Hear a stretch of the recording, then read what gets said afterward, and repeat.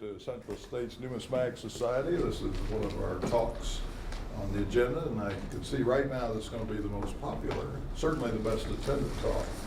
We welcome Ron Guth, formerly with PCGS. Still with PCGS. Still with PCGS. I'm glad you clarified that, Ron. Thank you, Ray. He's been to China several times, and the topic is of interest to everybody. So welcome. Thank you. Thank you. As Ray said, my name is Ron Guth. I am now the president of the content division at PCGS, no longer in charge of the grading side. So I get to be a coin weenie. I get to study coins and write about them and talk about them. So I'm really happy to be here. And thank you all for coming out. My topic is on counterfeit coins / the Chinese counterfeits. Counterfeit coins have been around for a very, very long time, and now they're becoming a very serious threat coming out of China. How many of you have ever bought a coin and found out later that it was counterfeit? Okay, a lot of people in here. Oh, I should raise my hand because I've done the same thing. The ones that I knew were counterfeit when I bought them. It's a problem. It's been a problem in numismatics almost as long as coins have been around. I'm going to go ahead and hit my first screen here. Oops, next.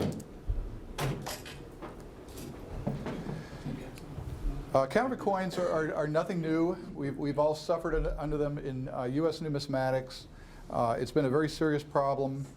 And basically, it is trying to determine how to protect yourself from these counterfeits. The coin frauds that we've seen in the past have included all kinds of different things. And everything is motivated by greed. The people that are counterfeiting coins, they do it strictly for money. I don't think there's anybody that's out there that's doing it just to say, yeah, I fooled so-and-so in Indiana with this coin. They're doing it to make money. In the old days, they would take silver coins and they would shave the edges off of them. In other words, reduce the weight slightly, and they would collect that silver, add it all together, and over time they would have a significant amount of money. That's the reason that we have milling and reading on the edges of coins. It's to let you know if that coin has been shaved or not. Alterations, additions, and deletions. We've seen 1944 pennies where they cut off part of the 4 and turn it into a 1914 D. Most people in here would not be fooled by such a coin, but there are people that have bought them. My good friend, my late good friend Tim Torpin, used to go around. He was a road buyer, and he would go around to coin shops everywhere, and he would collect counterfeit. People, they buy them, they come across the counter, and I'd see him about once every 3-4 months, and he would always have a bag of counterfeit coins for me. And you would not believe the range of the quality, from really crappy lead-colored Walking Liberty half dollars to very sophisticated 1916 D dimes where a mint mark has been added.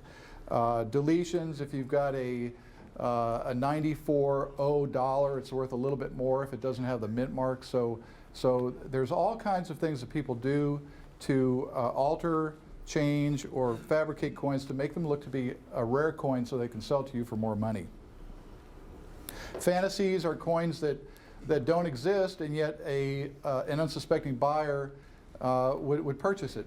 We see some really strange things coming out of China, like coins that just don't exist. You'll see 1906 silver eagles. Yeah, 1906 silver eagles, Mike just mentioned. I mean, just really odd, weird coins, and yet there are people that buy them, so they get trapped by them. Out and out counterfeiting, that's where you make a copy of a coin, and there's many methods that they do with. Electrotypes are an old method of copying a coin. They used to be made for museums because that way they could show a rare coin without having the security issues involved with presenting that coin and having it possibly stolen. Electrotypes are sold to unsuspecting collectors all the time. They're pretty easy to tell. There's more sophisticated counterfeits like spark erosion dyes, just very good counterfeits. The Bay Area counterfeits that came out many years ago in the San Francisco area are half cents and large cents, and we have been fooled at PCGS by those coins. In fact, I want to let you all know that at the table downstairs at the PCGS table, we have a display case full of counterfeit coins.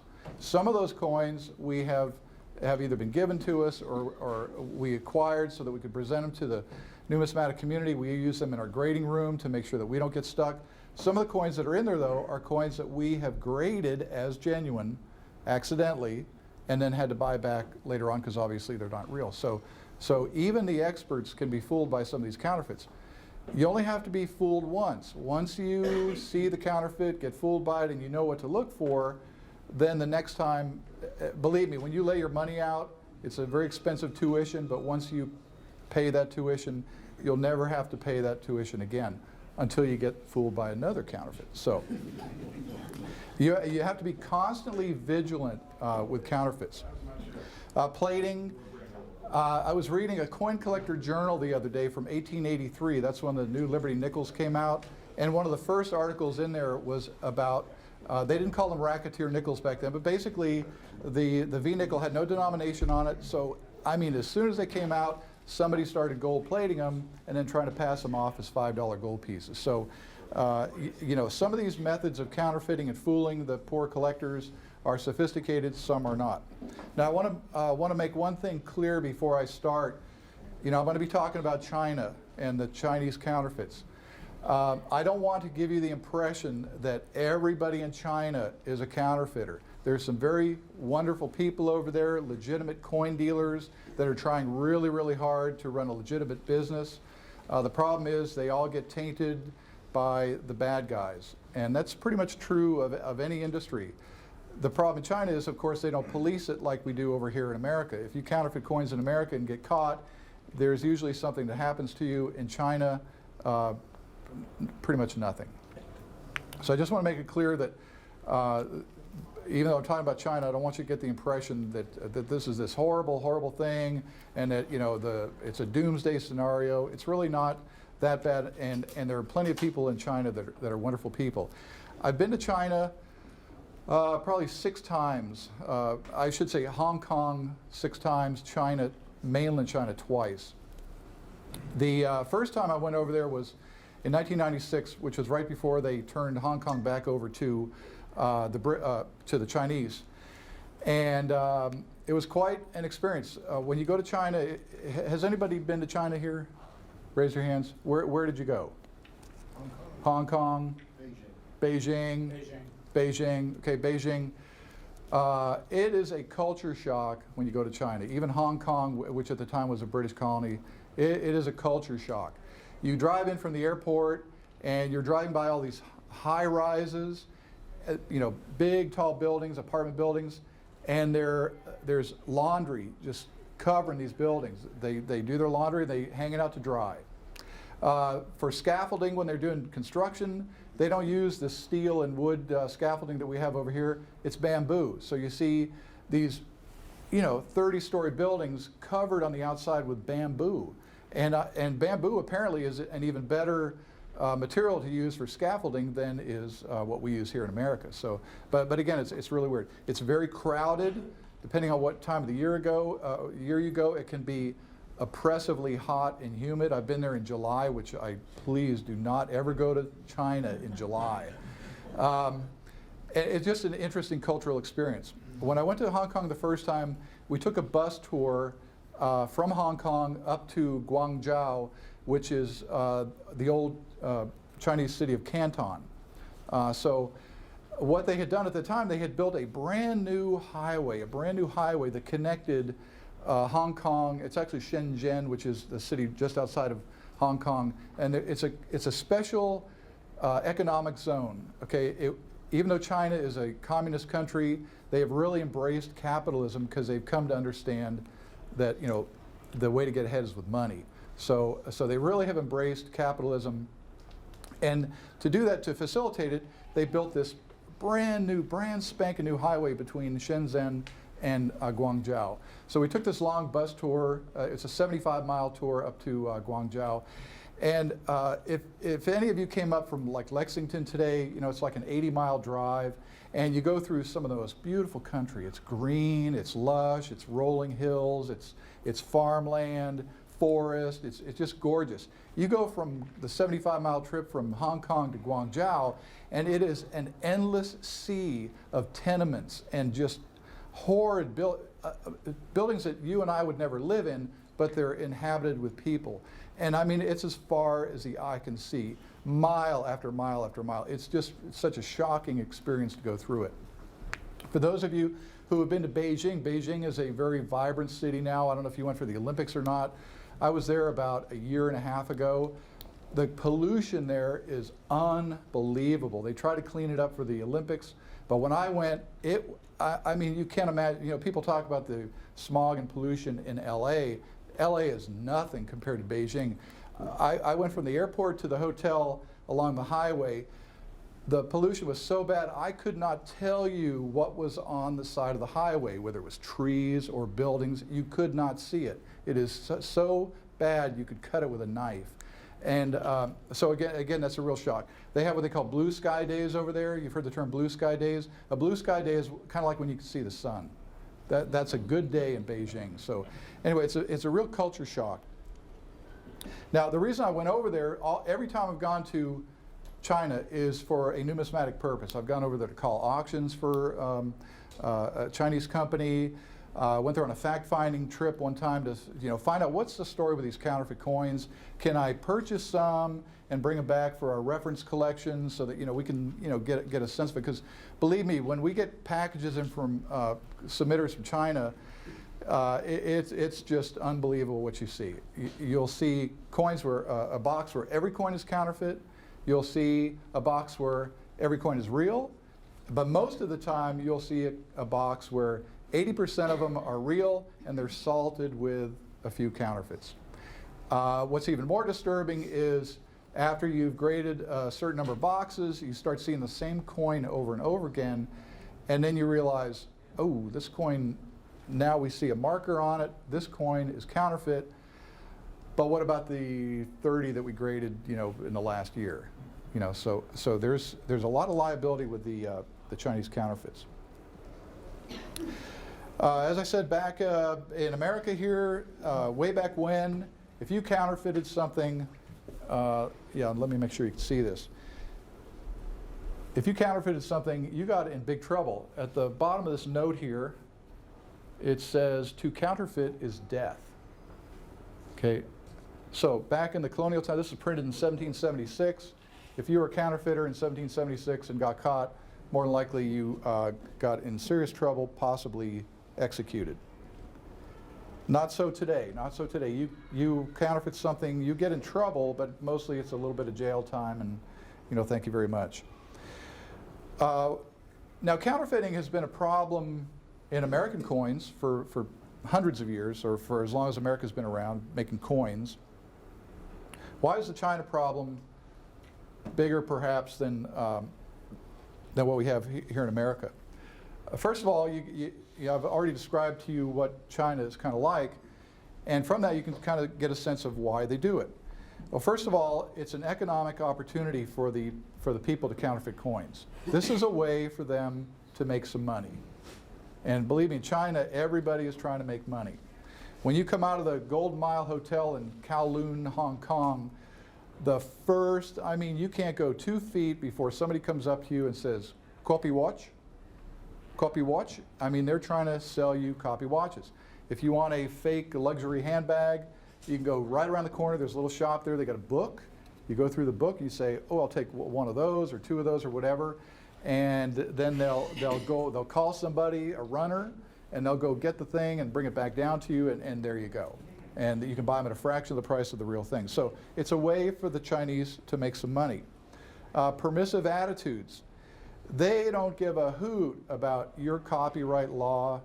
They don't care anything about intellectual property laws. They copy everything. I went to the Temple Market in Hong Kong.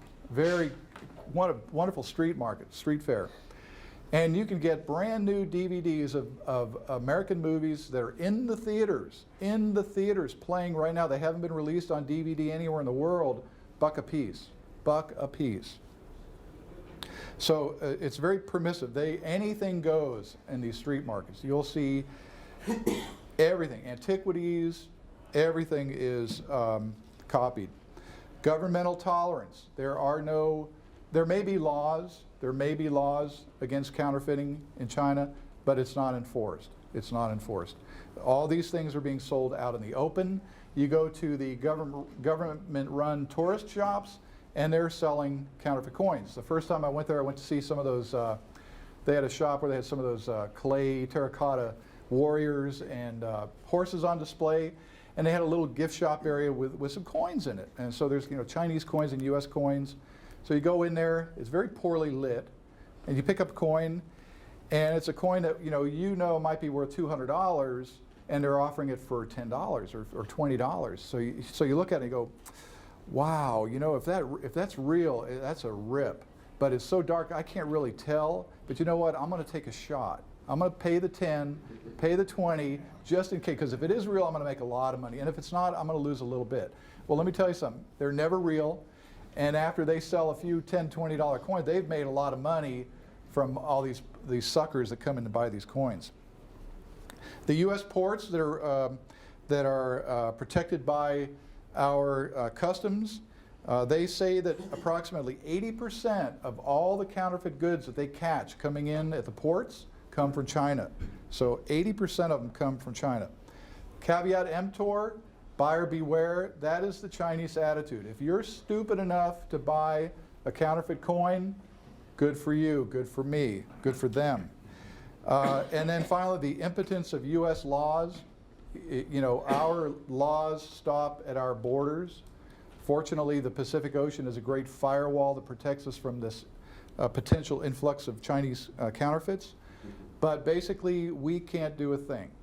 I've talked to the Secret Service guys. I've talked to customs guys, FBI, anybody who's in law enforcement in America, and said, what can we do about these counterfeit coins?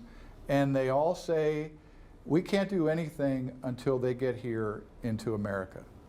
And even then, they're a little bit hesitant to do it. I talked to a Secret Service guy, I guess September or August of last year. They actually have a station in Santa Ana, California, which is near PCGS headquarters. And basically he told me there's like a financial threshold. If a person hasn't lost $40,000 or $50,000, they're not even interested. And second of all, they're real busy because they have to protect the president and the presidential candidates because of the upcoming election. So believe me, this is a low priority for them. Now we went to them and said, you know, when you add them all together, you know, I've got 30 guys here that have lost, you know, 100,000. Then they've got it. So they have an interest in it, but they can't do anything until they get here. Now they say if it does get here, and you know you see an incident, you know, an individual that's selling these things, let us know, and we'll crack down on them real hard. So they are interested in helping to solve the problem, but because the Chinese don't pay any attention to our laws, it's really nothing we can do. This is a picture. Now these pictures showed up on the Collectors Universe message board early 2008, and this is a picture of a private mint in China. These are bust dollars. Okay, this is a bust dollar. He's got a little metal tray he catches it with, because when coins come off a press, they're very hot. So he's catching them. He's got a little pile of them going here. Here's a loose one here. So they're making these are, you know, early bust dollars.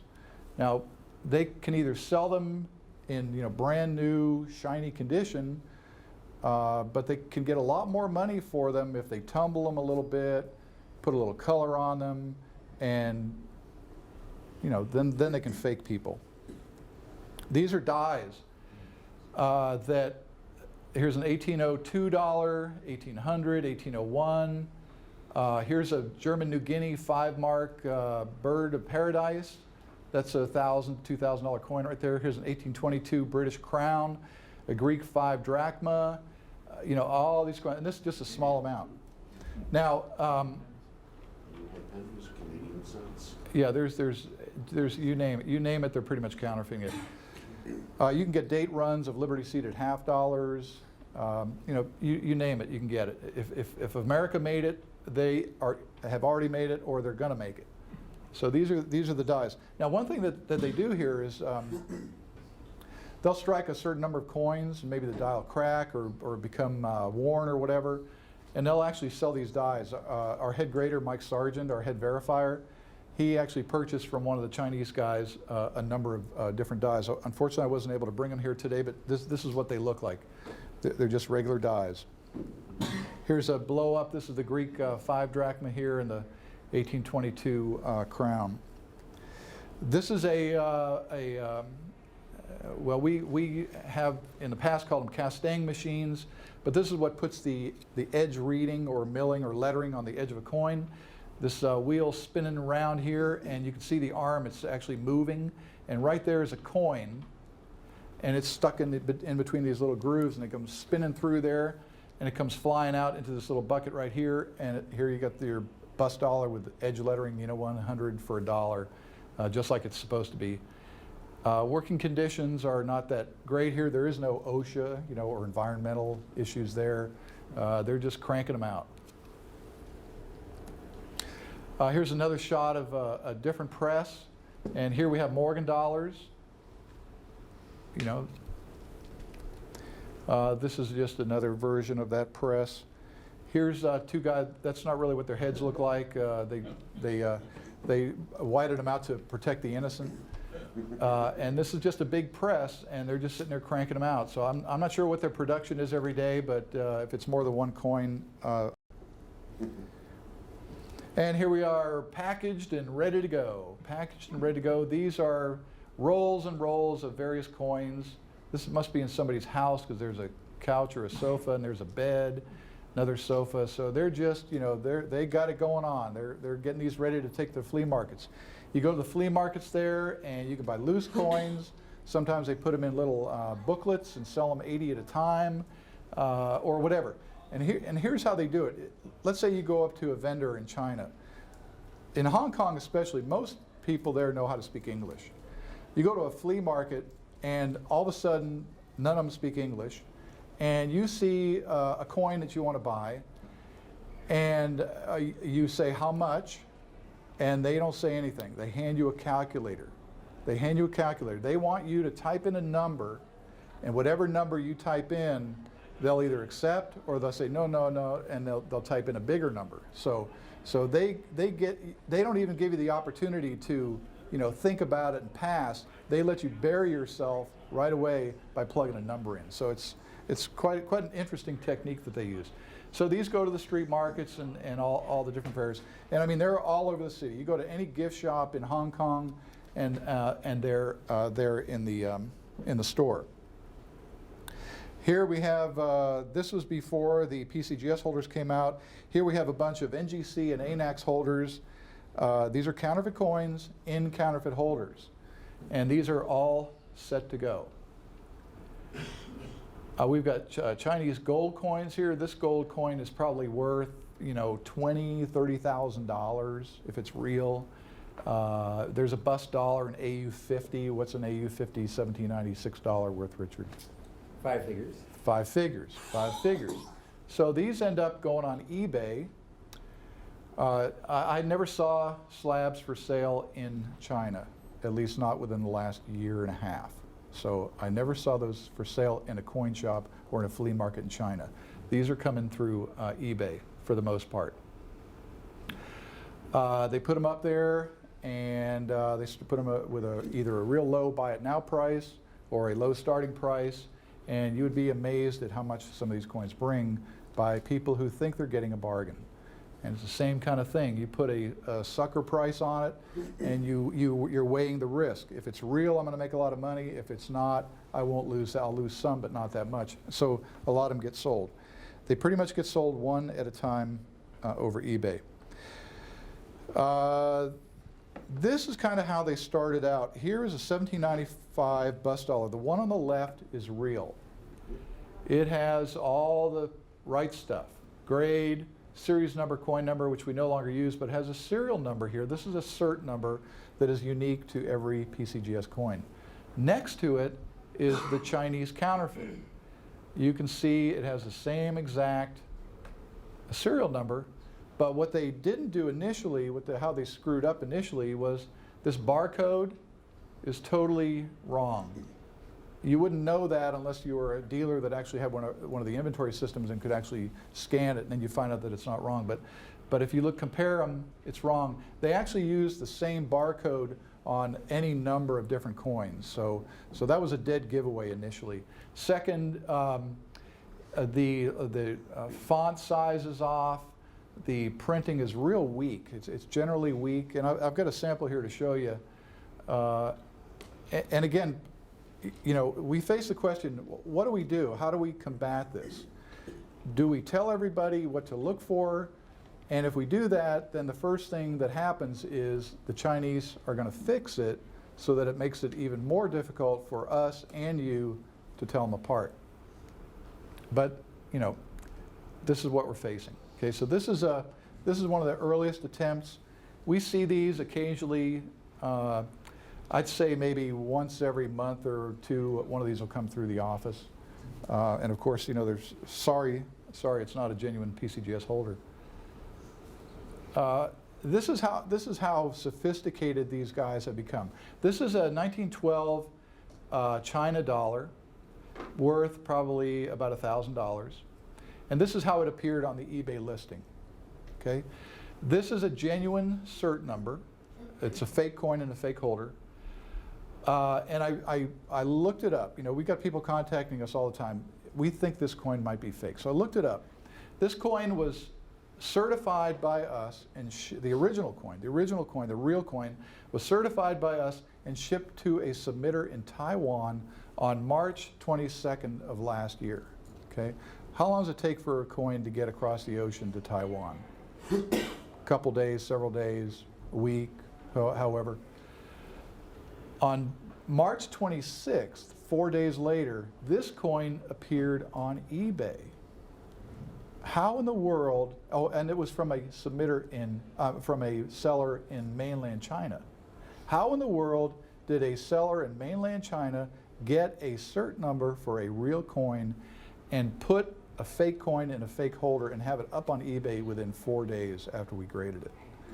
Something's going on, So this is what's happening.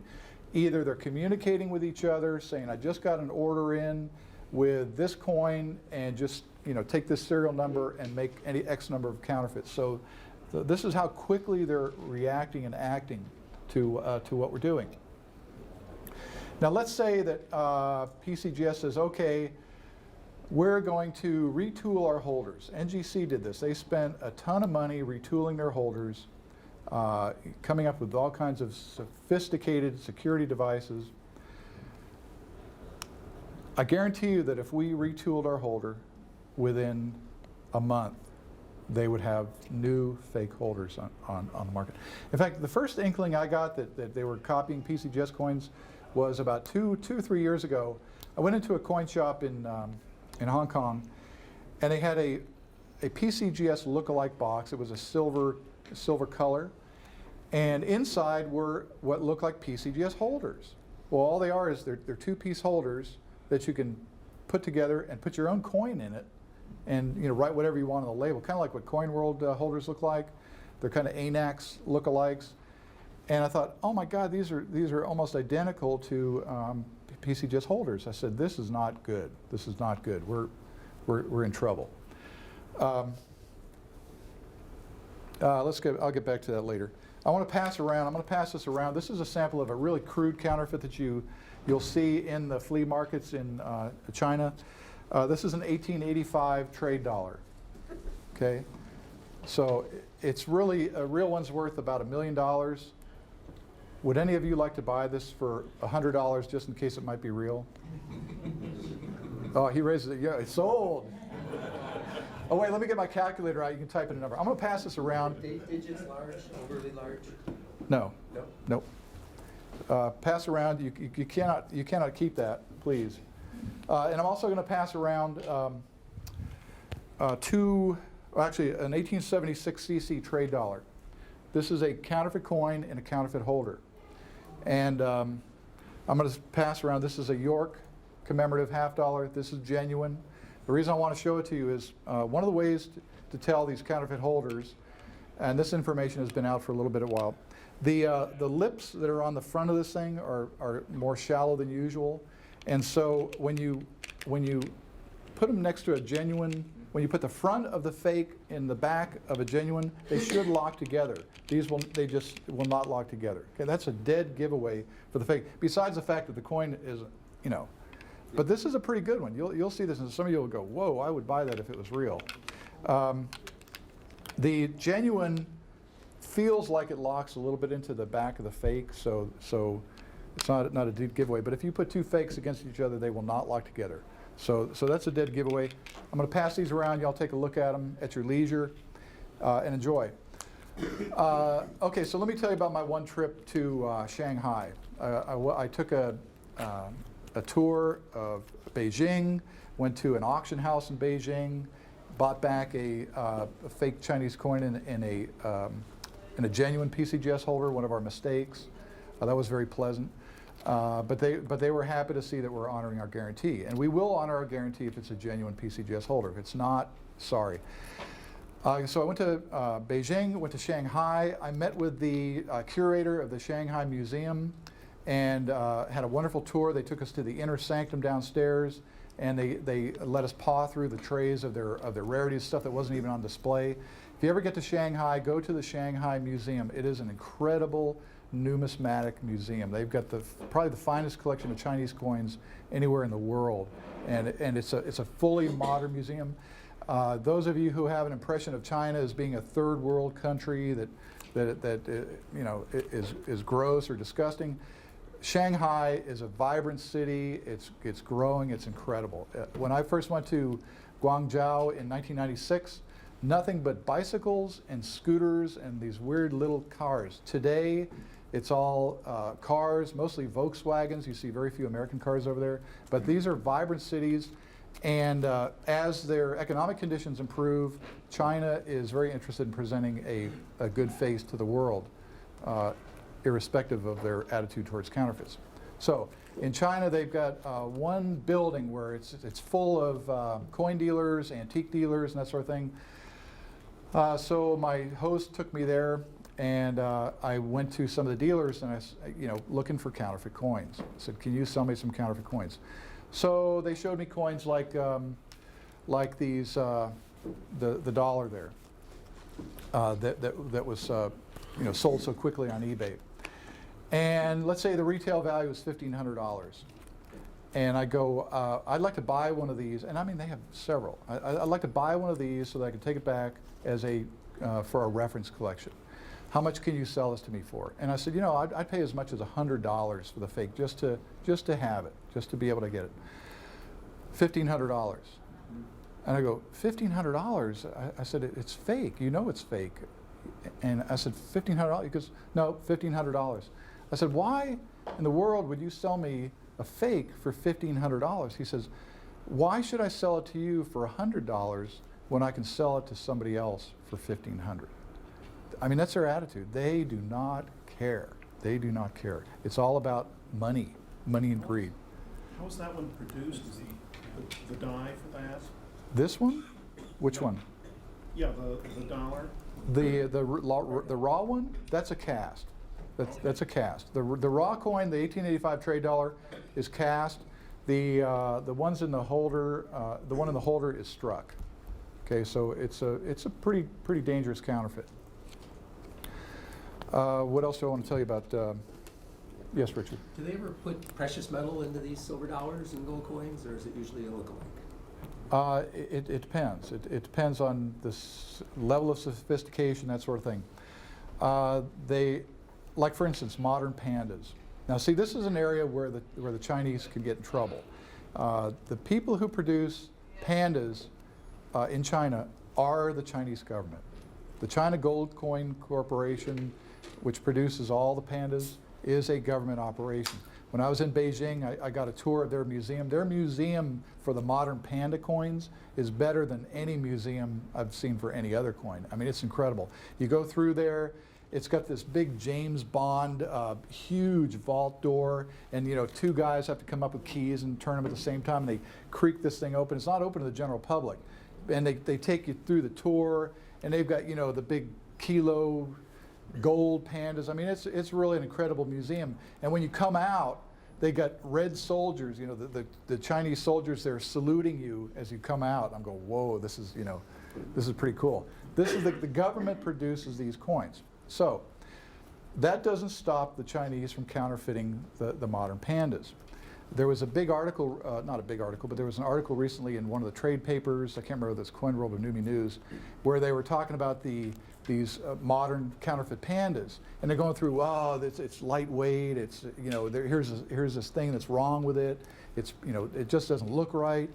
And then somebody pointed out in the next issue, oh, by the way, the best way to tell these counterfeits is they don't have the symbol for yuan on it.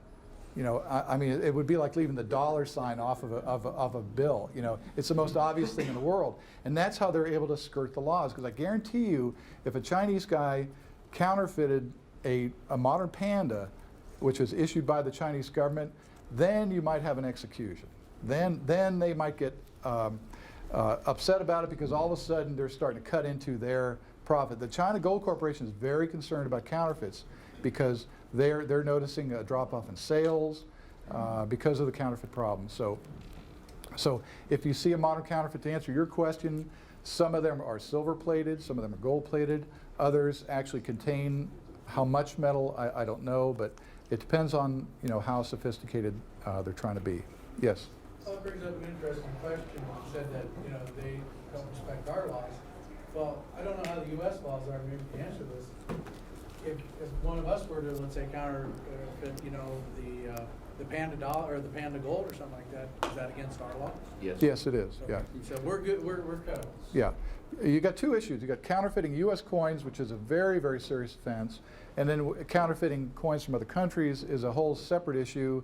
You know, we have the Hobby Protection Act, and you know they can come down on you, and they will, especially if you're counterfeiting U.S. coins or paper money. Now, what's going to happen? How can you protect yourself from these counterfeits? How big of a problem is it? They're coming in the country, like I say, mostly through eBay. They're coming in one at a time. Although I have an interesting email where somebody contacted the seller of these counterfeit coins, and they'll offer, you know, they offer them on eBay, presumably with the word copy on them. But you call them up, contact them directly, they'll sell you the coins without the word copy on it, or they'll sell you the dies. They will also offer you sort of like a franchise dealership kind of thing where you can make a lot of money if we can cut a deal where you import the coins and you sell them, and we'll do something like split the deal. I have an email from this guy where he's actively pursuing agents here in America to sell these coins, because obviously the more they sell, the more they make. And again, it's all about the money. The people that are counterfeiting these are making a lot of money. By Chinese standards, they're making a ton of money. Regarding retooling, let's say I was going to go and retool. It costs about $20,000 for the steel mold that is used to squeeze the plastic. Okay. For us, we have to amortize that over a large number of coins. We can, you know, amortize it maybe 50 cents a coin, a small amount of money per coin. A Chinese guy can have a mold made probably for $10,000, and all they have to do, looking at these numbers here, is sell a couple coins, and they've recouped their entire investment. So they're at a competitive advantage over us, over anything Americans can do, simply because they're cheating. They're cheating. eBay. Be real careful on eBay if you're buying coins out of China. And again, there are some legitimate coins coming out of China. I hate to, you know, paint everybody with the same brush, but there's such a high percentage of counterfeits that you just have to be really careful. So let me give you a couple tips on what to do with eBay. Oh, my. In fact, for non-eBay purchases, and these have been in effect ever since we've been buying and selling coins. Buy from somebody you know that's going to stand behind what they sell. You know, buy from somebody that you can trust, that's a legitimate dealer, because they're going to protect you in case a coin turns out to be counterfeit. Most coin dealers have a return privilege 5 to 30 days. So if you want, you can go check the coin out. Let's say later on you find out a year later that it's fake. Most dealers have a lifetime guarantee on authenticity. So make sure you're dealing with somebody that actually has a good guarantee. And don't be afraid to ask. You know, a lot of times you'll buy a coin and you go, ooh, I think I screwed up. I think I made a mistake. You're embarrassed about it. You don't want to look like an idiot. Let me tell you something. It's better to look like an idiot and get it checked out. Take it to somebody who knows about coins and can tell you whether this coin is real or not. A lot of times when people sell you coins, and you want to have it certified by a grading service, if you negotiate with them, they'll give you ample time to have the coin certified. They may not guarantee the grade, which is another issue, but more likely they will guarantee that the coin is authentic. So take advantage of those types of things. Let me see if I can get this going again. Also, if you see a $1,000 coin for sale at $200, more than likely it's not real or it's not a good deal. There's something wrong with it. Okay, here's a couple tips for eBay. Look at the seller's payment procedures. What does he require in terms of payment? If it's PayPal, you're protected. PayPal has and I mean, PayPal is nuts. They are really on the side of the buyer. They will protect you as long as certain procedures are followed. If a seller from China says, I only accept payments by Western Union, do not buy the coin. You have absolutely no recourse if you send money by Western Union to China. You're totally stuck. Look at the seller's feedback and ask yourself whether it makes sense. Oh, and these, by the way, came from a website called China-Mint Info, and they got some really good info on there about counterfeit Chinese coins. Some great tips. So if you get a chance to look at that, these all came off of that. Look at the feedback. If they have a look, yes, sir. Yeah, on that, I'm reading through this list. I'm probably one of the 10 largest eBay sellers of coins in America. And there's one thing on this that's not on this list that's really important to look at. On eBay, a lot of the guys who are selling fakes are using the private auction function because what it does is it prevents you, the buyer, from being able to go and look back at his previous sales to other people in the past 45 days. That way he can repeat the same coin over and over. So anytime you see a private auction function engaged by a seller, stay away. Red flag right there. Yeah. In a private auction, are you able to contact the bidders? Well, the problem, no, you can't. You can't, okay. But the problem is, you as a potential buyer cannot look back at his past What he sold. transactions through feedback. And if you could, you would quickly find out that, hey, I've seen this coin before. Right. Thank you. Good point. So look at the feedback. The feedback's an important thing. If you see a guy with 0 to 10 feedback, that's a red flag. Private auctions are a red flag because in a private auction they could have a high feedback, right? And yet still be scamming. Look at what they bought and sold. Again, you can't do that if it's private.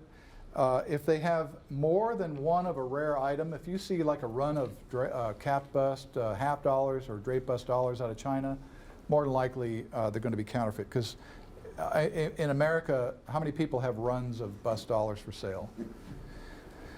Ignore one-day listings. One-day listings are traps.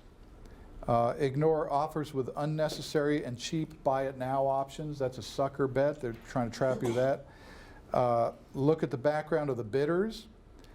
Usually it's only the inexperienced bidders that are getting taken in by these frauds. So if you see in the feedback guys with large numbers of feedback, it's generally a good sign, but you still have to be careful. Do a search for the same item on eBay. You'd be surprised.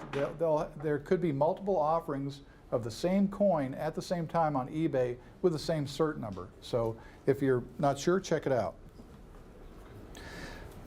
Contact previous buyers to check out the seller. That's assuming that they are not in cahoots with the seller. So that's not absolutely fail-proof. Ask the seller for new pictures of the item. Generally, sellers on eBay will be happy to provide you with a new picture. Generally, the crooks will not. Now, he says simply don't buy from any Chinese sellers. I hate to hate to say that outright, because there are some legitimate guys, but you're kind of on your own. Good luck. Help other eBayers by reporting the fraud to eBay. Now, eBay, their attitude towards counterfeits is they'll pretty much let anything on eBay. If somebody tells them that a coin is counterfeit, they will take actions to shut it down. They have a reporting group consisting of individuals. We have one on our staff at PCGS who have the power to end auctions. And if they're scanning through the offerings and they see something that's fake, then they can literally shut the auction down.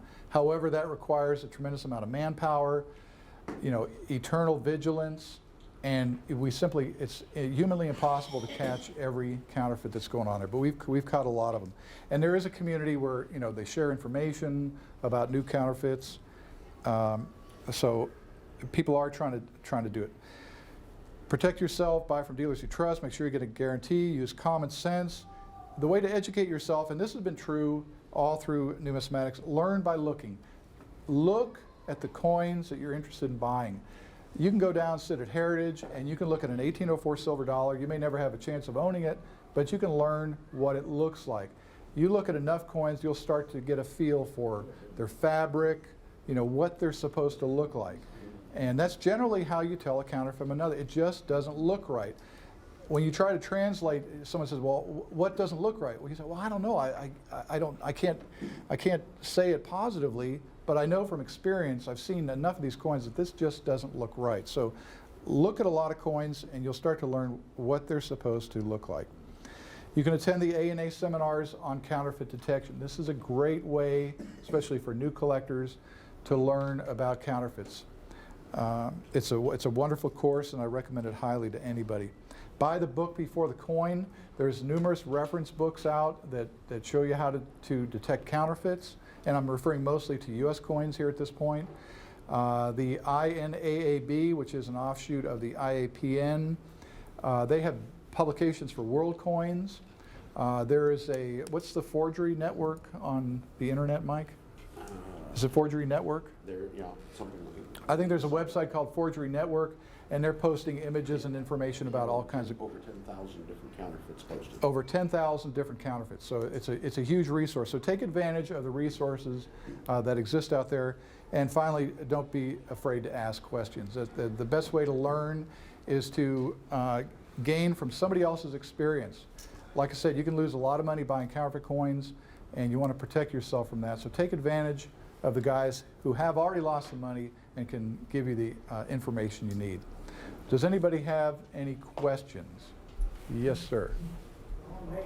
The company comes out with a little green football-shaped sticker. That could be counterfeited just as easy as a plastic holder. In fact, even actually easier. Yes. What's the name of that company? CAC, CAC, Collectors Acceptance Corp. Yeah, and they're trying to identify premium quality coins. Okay, I'll tell you, the worst fake that we haven't seen yet, and I'm not trying to give anybody any ideas, the worst fake is going to be when they put a genuine coin in a fake holder with a grade that's 1 or 2 points higher than it should be. Hernandez. Gary Hernandez did that. He got busted.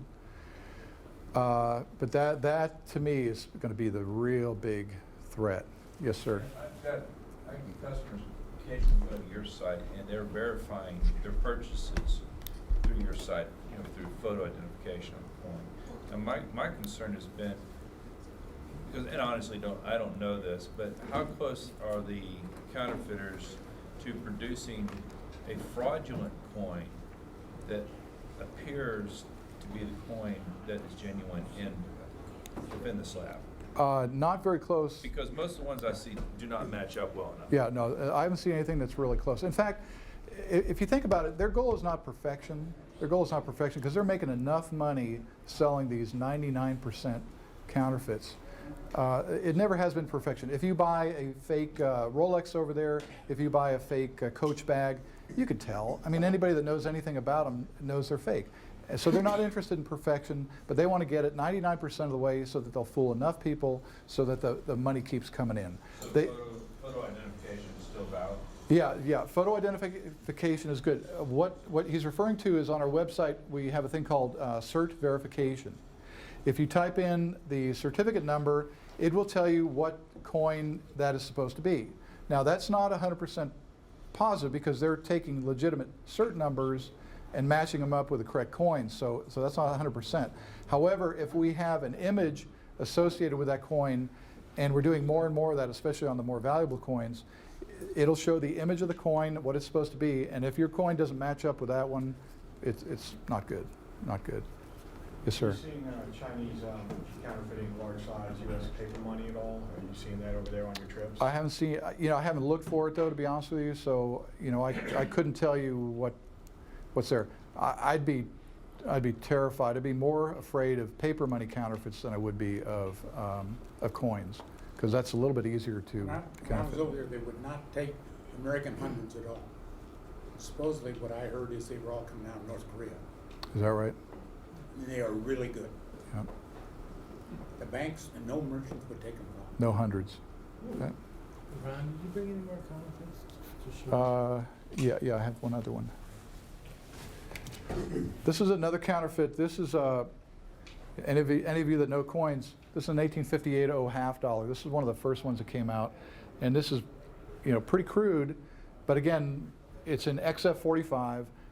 There are a lot of people. You could take this on the floor, and a lot of people would buy it. I'll pass that around. Are you seeing counterfeits of earlier generation PCGS holders? No. You mean like rattlers and that sort of Yeah, thing? the No. Yes, sir. When, like sort of like the equivalent of North Korea and Iran getting a nuclear bomb, but when how long do you think it will before they get a perfectly undetectable fake PGS or NGC slab and a perfectly undetectable fake coin and put them in there? Again, I don't think that's their goal. I don't think that's their goal. To get to that point, there's a couple structural issues. Like if I took a PCGS holder to a plastics manufacturer and I said I want an exact duplicate of it, they can't do it. They can get real close, but there's always something that gives away, and I know that because we've tried it, and it just can't be done. Oh, let me tell you one other thing about China. There's a thing called when you go to China as a businessman, we want to get into this market. It's a big market, millions of people, lots of money potential. So when Americans go over there the first time, they get what they call China drunk, where they're just so impressed, they're so amazed. Because believe me, when you go over there and you're hosted by a Chinese company, they wine you and dine you. I mean, it's really pretty impressive. So they get China drunk. They go, oh wow, I really, and they make foolish decisions. I read a book that said if anybody ever mentions the words joint venture in China, run as fast as you can the other way. Here's what happens. I want to manufacture widgets in China. Okay, I'm going to partner with a Chinese company because they have cheap labor. They can produce it for a fraction of what I can produce it here in America. So I send all my models, my molds, my designs over there, and I give them an order for 10,000 pieces. They send me my 10,000, and they've made another 2,000 on the side, and they're selling them out the back door. And eventually, it's no longer your company, it's their company, and you are totally screwed. Yes, sir. I was just kind of curious about do you know the process of how they make the dies for these coins? No, it's probably, I don't know. I don't know. I don't know whether they're hand engraved or, but believe me, whatever's the most efficient and economical way, because you've seen the counterfeits. I mean, right. There's some, especially that 85 trade dollar, Well, that's what I was curious, how they could make that die so accurate to produce it. Yeah. Okay. Yes, sir. We've hit the Chinese pretty hard on this situation recently. But over the years, there have been cycles where we've had other Liberia. There's some Liberia stuff a long time ago. Liberia? Liberian gold. Lebanon. Lebanon. Yeah. Lebanon. Yeah. Yeah, I would say that judging the quality and danger of the Chinese counterfeits relative to what we've seen in the U.S. market, I am much more afraid of the U.S. market counterfeits than I am the Chinese. The American counterfeits are trying really hard to get it perfect. I mean, really, really hard. The Chinese, compared to some of the fake coins we've seen in the U.S. market, they're not even close. They're not even close. Are there any other bullion, gold bullion coins that they're making and you're seeing a lot of, like American Eagles or Maple I haven't seen that. You see mostly classic coins. Trade dollars are a big one. U.S. silver dollars. Any crown-sized coin is going to get counterfeited. Again, we see the fake pandas. Now, the fake pandas are pretty sophisticated counterfeits. They're pretty good quality. But again, if they don't have the denomination on them, it's a dead giveaway. So far, there no gold's coming out of China? Gold pandas. Well, no, I meant Yeah. US gold. Oh, U.S. gold? Yeah, yeah. Not that I've seen. Not that I've seen. Not in holders. Yes, sir. From what I've seen in the news, we're buying their toxic products, but we're paying for them with our worthless paper. So who's getting the best of that deal? You've been by the BEP and seen their model, we make money the old-fashioned way we print it. Yeah. That's about says it all. It's interesting. The Shanghai Mint was built in the early 1900s and is patterned after the U.S. Mint at Philadelphia. We had consultants go over there and help them build it. And they like Americans. They like Americans. They like our money. They're some of the friendliest people you'll ever see in your life. And it's just the one weird thing is when you go to a dinner, they have a big round lazy Susan on the table, and they put the dishes on the table, and everybody's dipping out of them with the same chopsticks. That's a little weird, especially when the guy's sitting next to you.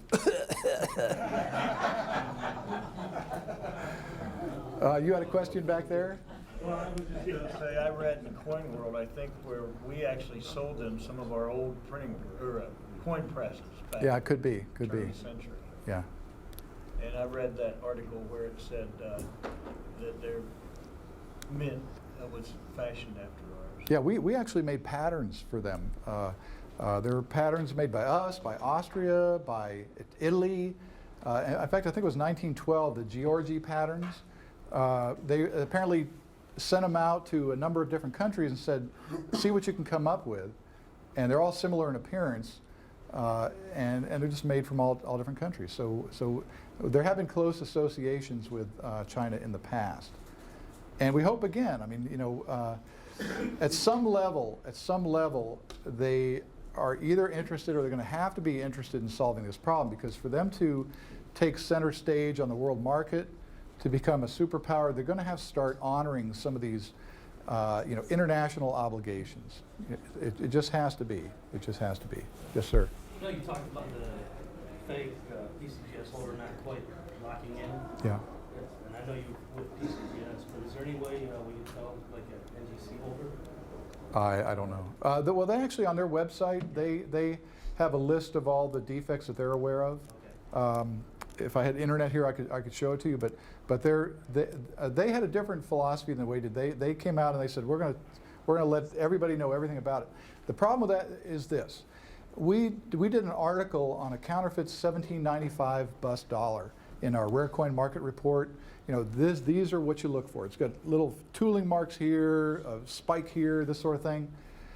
A month later, into our grading room comes a $1795, that same exact fake, but this time those markers have been erased, or attempts have been made to smooth them out. So believe me, they're listening. I think Susan Healy, who is runs the coin section of about.com, she's the one that did the big article on Chinese counterfeiters for Coin World. They commissioned her to do it. And she actually got in touch with the guy who's doing all the counterfeit, or one of the guys who's doing the counterfeiting. And she sent him images of genuine and fake holders, and because we hadn't divulged the differences, asked the counterfeiter to let her know what the differences were, like he knew. And actually he did know, because he sent her back photographs that were marked up and said, this is wrong, this is wrong, this is wrong. Now, they don't know everything, because there are a few proprietary things that we know about, but he got, you know, he got enough of them right where if he wants to fix them, you know, he'll come up with a better holder. And so maybe someday you won't be able to tell by trying to lock them together. Anybody else? Yes, sir. Can you tell me the York was a counterfeit? No, the York is genuine. Okay. Yeah, the York is genuine. Where are the coins, by the way? Okay, I have two more out there. He's got two. I got a raw one and another one. Raw one's here. Raw one's here. I have $100. It is illegal, by the way, to transfer counterfeits, so be careful. Anybody else with a question? Yes, sir. Seems like most of the coins are kind of fairly valuable. You showed us. Are they like counterfeiting any like common date? Oh yeah. Oh yeah. I mean, that would be. Yeah. Yeah, the 58 half dollar is not that expensive, but you'll see regular common date piece dollars, you know, 1922. If you think about it, if a piece dollar is worth $15, say, in just circulated condition, and that fake 1885 trade dollar doesn't have a cent of silver in it, so they can make those for, you know, a nickel or a dime a piece. They sell them for $10, $12, $14, $15. You know, they make a lot of money over time. So yeah, common coins are being counterfeited as well. Yeah, several years ago, there was a small coin from Apollonia Ponica in Greece. It's a small Greek coin, and it's worth maybe in high grade $125 or $150. And they flooded the New York International show with them several years back, and just hundreds of them. And they were good. They were real good. I mean, a lot of the dealers got fooled and bought it, and you know, I've got a couple of them at home. I'm not even sure whether they're the counterfeits or the genuine. Oh, well, so yeah. good. Yeah, And they're good. They're like a point I'm trying to make. They're just $150 coin. Yeah. Well, even better, I saw a booklet in a flea market of coins of the world, and in it is like a U.S. Lincoln cent, and these are common modern coins from that you get in a 10-cent junk box, and every one of the coins in that book is fake. So, and you could buy the book for $20, and they'd be happy to sell it to you. And you do see a wide variety of pricing, and a lot of it depends on where you are. If you're located in the shop right next to your hotel on the main street where they have high rent, they got a pretty high price. You go out to the street fairs, the price gets lower. So basically, the farther you get away from a metropolitan area, the cheaper the price gets. So if you're interested in buying, taking a shot on some possible real coins, go far away from the thing. Any other questions? If you buy a counterfeit in China, are you able to bring it into the U.S.? No, you're not supposed to. You can, but if you get caught, you're in trouble. Yeah. I don't know what the law is. Yeah, no, it's not legal to do that.